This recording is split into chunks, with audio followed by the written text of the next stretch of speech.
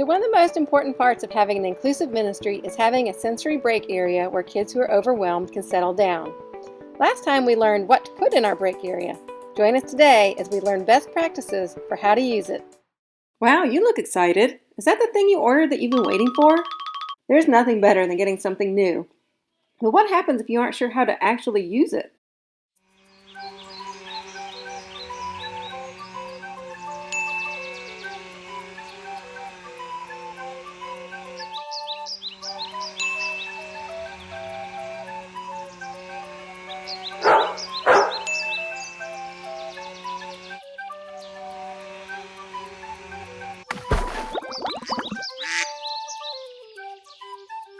Well, I think we've all been here before, but we don't have to be.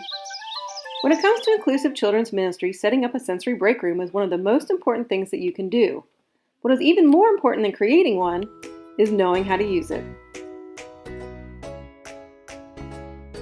The very first thing you want to consider as you get ready to open your break room is to understand what exactly is its purpose. Who is it for and who is it not for? Is your area for any child who is feeling overwhelmed to take a short break? Or is it for children who are part of a formal buddy program? Is it okay for siblings or friends of children with disabilities to use this space too? Or is it only for those who really need it? Asking yourself these questions ahead of time and setting policies up front will save you a lot of energy when requests come from well-meaning folks who may not see the space the same way you do. If you have your policies already set, then hurt feelings, misunderstandings, and unwanted precedents can be avoided. Like all things in children's ministry, when it comes to the break room, our objective is always safety. This means that you'll want to be aware of two things before you start. First, set a policy that a child will never be alone in the room or never be alone with only one other person in the room. This means that if your space is a separate room, you should have a 2-volunteer policy.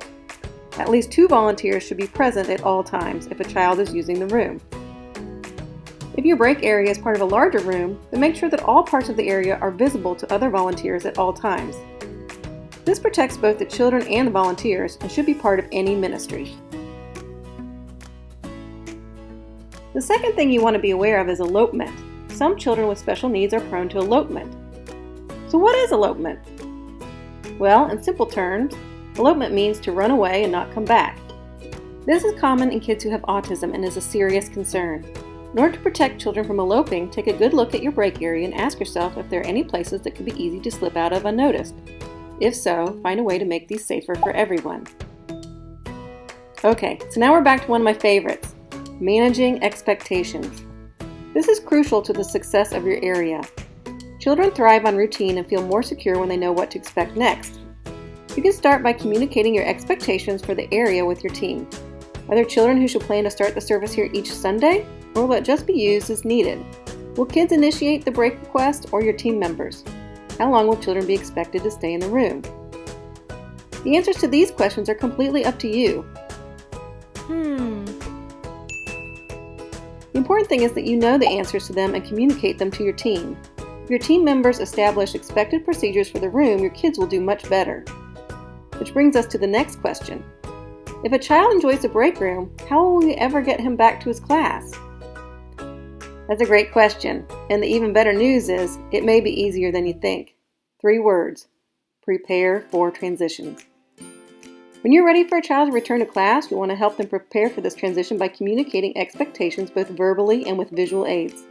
This is how it works. A few minutes before transitioning back to class, warn the child that break time will be ending soon. You can use visual schedules if needed, but more importantly, you'll want to have a visual timer to help you. You can use a manual timer like this, or each of your team members can download a free visual timer app on their iPhones that's made just for kids. We use it every week and it's amazing. Take a look. When the timer goes off, it helps children to know that it's time to go back to class. Often, after a few times of doing this, kids get the idea and this will become a staple of your break room experience.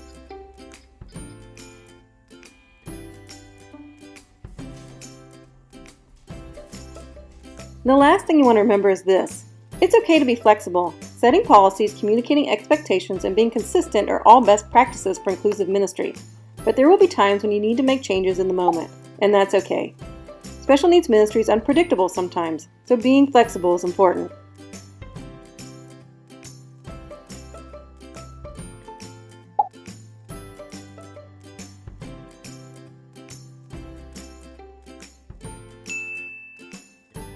So now you're on your way to setting some helpful guidelines for sensory break rooms, and that's great. But there's one more thing before you go.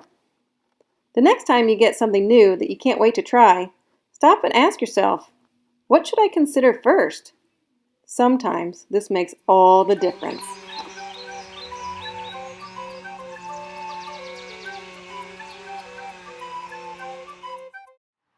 Thanks for joining us. See you next time.